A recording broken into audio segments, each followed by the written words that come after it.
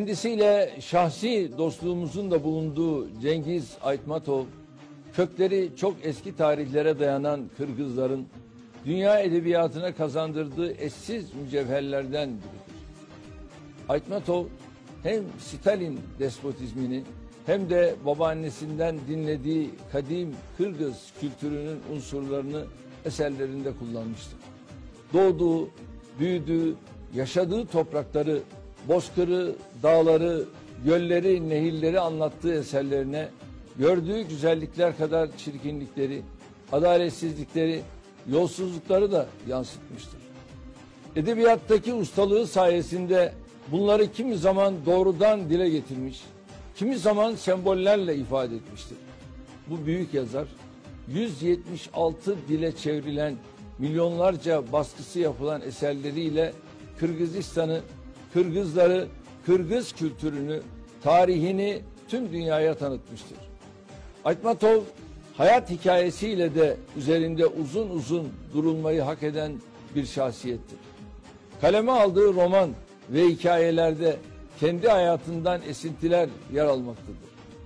Yaşadıklarından, gördüklerinden, duyduklarından ve hissettiklerinden faydalanması onun eserlerinin en önemli özelliğidir.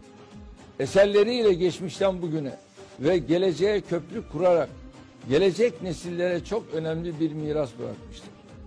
Yazdığı birbirinden değerli eserleriyle dünya çapında bir yazar olarak edebiyat tarihindeki yerini almıştır. Onun hem dünya edebiyatına hem de siyasi tarihe kazandırdığı en dikkat çekici kavramlardan birini mankurtluk olarak görüyoruz.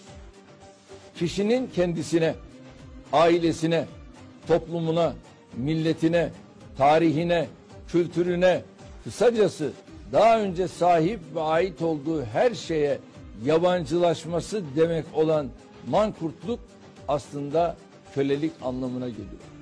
Biz de bu kavramı kendisini rahmetle anarak her fırsatta kullanıyoruz. Kendisi edebiyatta olduğu gibi siyaset ve devlet adamlığında da başarılı bir şahsiyet olarak takdir toplanmıştır. Gerçekten de Aytmatov'un siyaset ve devlet adamlığı yönü yazarlığı kadar önemlidir.